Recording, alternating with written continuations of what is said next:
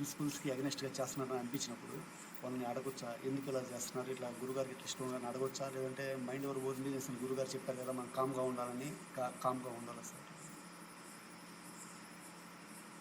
ఒక ఉదాహరణ చెప్పయ్యా.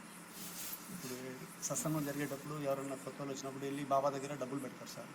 అప్పుడు మనం వెళ్ళి వాళ్ళకి ఇది ఇక్కడ ఇలా గురువుగారికి ఇట్లా ఇష్టం ఉండదు. మీరు అట్లాగా మీ డబ్బులు తీసుకెళ్ళిపోమని ఇది అని ఇచ్చేయమని నేను వెళ్ళి ఇచ్చేసాను అనుకున్నాను. తీసుకోమని చెప్పేసాను అనుకోండి. ఇంకొకళ్ళు వచ్చి పక్కన అలా చెప్పకూడదు, వాళ్ళ బాబా భక్తులు వాళ్ళు హర్ట్ అవుతారు అని చెప్పారు అనుకోండి. సో అది అప్పుడు ఏదైనా చెప్పే పద్ధతి మీద ఆధారపడుతుంది. మనసును నొప్పించకుండా చెప్పండి. ఇప్పుడు ఆ పెట్టినటువంటి వాళ్ళు ఏదో మీ ప్రిన్సిపల్స్కి వ్యతిరేకంగా పెట్టేం కాదు కదా, దానికోసం ఇంకా పెట్టింది వాళ్ళు తిరిగి పెట్టారంతే. దానికి సింపుల్గా చెప్పాల్సిన పద్ధతులు చెప్పండి. అక్కడ డబ్బులు పెట్టారండి, ఏం చేసుకోవడానికి ఆ డబ్బులు, ఏం చేయమంటారు ఆ డబ్బులతో? ప్రసాదం సార్, ప్రసాదం కోసంగా పెట్టాను. నెక్స్ట్ మీరే తెస్తే తృప్తిగా ఉంటుంది కదా సార్. నెక్స్ట్ వీక్ వచ్చేటప్పుడు చక్కగా మీరే ప్రసాదం తీసుకురండి, హ్యాపీగా ఉంటుంది, మీకు మనస్తృప్తిగా ఉంటుంది. మర్యాదగా చెప్పండి, ప్లీజింగ్గా చెప్పండి. హర్టింగ్ ఎందుకు చెప్పాలా? మీరేదో ప్రిన్సిపల్స్ గార్డియన్స్ లాగా, వాళ్ళందరూ బ్రేకర్స్ లాగా ఫీల్ అవటం ఎందుకనని ఆ ఫీలింగ్ చెప్పేటువంటి పద్ధతుల మీద ఆధారపడు. షిరిడీలో నేను ఉండేటప్పుడు చెప్పేవాళ్ళు క్యూలో. ఇప్పుడు ఆ రోజు ఉది ఇచ్చే రోజుల్లో ఎంతోమంది చెప్పేవాళ్ళు వచ్చి, గురువు గారి దగ్గర ఇక్కడ డబ్బులు లాంటివి పెట్టకపోతున్నాను. అక్కడ బాబా ఫోటో ఉండేది. ఎక్కడెక్కడో వాళ్ళు వచ్చారు, వాళ్ళకి ఎవరో కూడా తెలియదు మనకు. వచ్చాక డబ్బులు పెట్టేసి వెళ్ళిపోయేవాళ్ళు. చూసిన వాళ్ళు చెప్పేవాళ్ళు, కానీ చూసుకుంటే ఇంకా ఉండేవి కొద్దిగా. ఆ డబ్బులంతా తీసుకొచ్చి సమాధి మందిరం లేస్తండి అని చెప్పేవాళ్ళు. అంటే సింపుల్. వాళ్ళు బాబాకి సమర్పించారు, మనం బాబాకి సమర్పిస్తాం, అయిపోలే.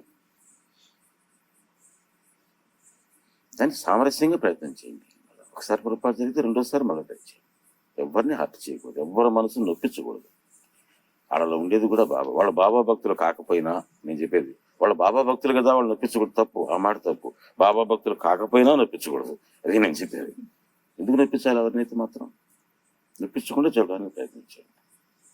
ఎక్కడొస్తాయేంటి నొప్పించడాలు ఇవన్నీ కూడాను? ప్రతి ఒక్కరు కూడా ఆర్గనైజ్ చేసుకుని ఫీల్ అవటం, అందరూ పెత్తనాలు చేయటం ఎందుకు అర్థం కాదు. నేను చూస్తాను, మీరు కూర్చుంటారు, ఇక్కడ కాదు అక్కడ కూర్చోంటారు. ఇక్కడ ఎందుకు కూర్చోకూడదు, అక్కడ ఎందుకు కూర్చోవాలో నాకైతే అర్థం కాదు. ఎందుకు కూర్చోవాలా? ఊరికే వాళ్ళ పెత్తనం చూపించడానికి అనమాట.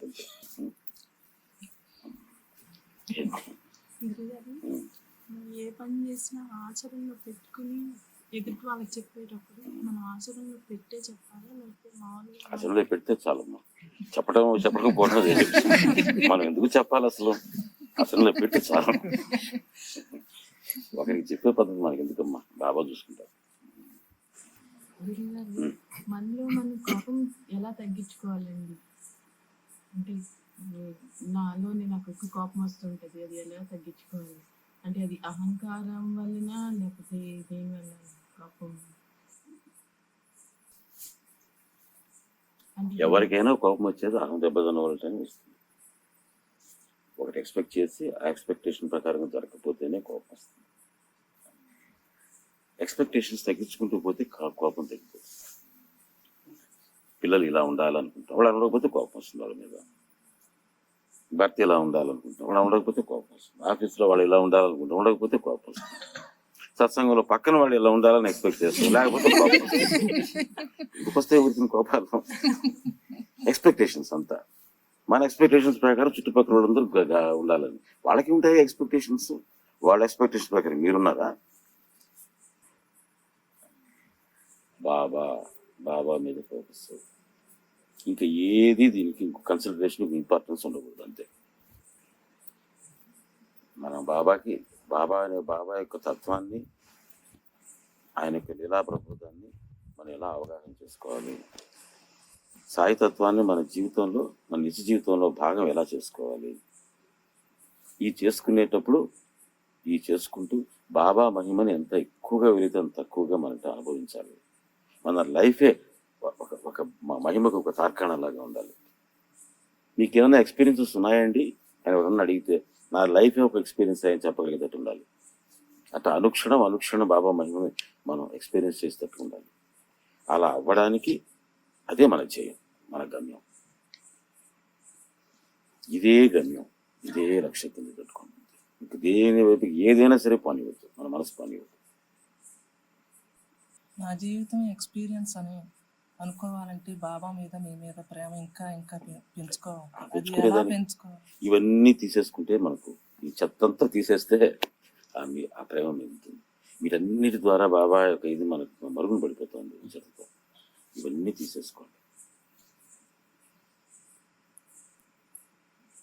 అప్పుడు మనలో ఉండేటువంటి ప్రేమ ఇంకా వృద్ధి బాబా మహిమని ఇంకా మనం ఎక్కువ చేస్తాం. ముందు చక్కగా ఉంటాము, బాబా మీద ఫోకస్ చేసుకొని ఆయనకి ఎంతో బ్యూటిఫుల్ ఎక్స్పీరియన్స్ అవటం మొదలు పెడతాయి. పోయే కొద్దీ అది ఒక తంతులాగా తయారవుతోంది, ఒక ఆచారంలాగా తయారవుతోంది. బాబా మహిమని ఎంతో చాలా మంది ఎక్స్పీరియన్స్ చేయటం మానేస్తున్నారు. ఎందుకు మొదట్లో వచ్చిన ఎక్స్పీరియన్స్ మాకు రావట్లేదు మీకే అనిపిస్తుంది ఒక్కోసారి. ఎందుకనంటే ఈ పొరపాట్లు ఈ మాయలో పడుతూ ఉన్నారు మీరు. అనుక్షణం ఆయన యొక్క మహిమ, ఆయన యొక్క శక్తిని అనుభవించేటట్టుగా ఉండాలి మనం. ఆ అనుభవించేదానికి అడ్డంగా ఉండేది ఏదైనా తీసేయండి.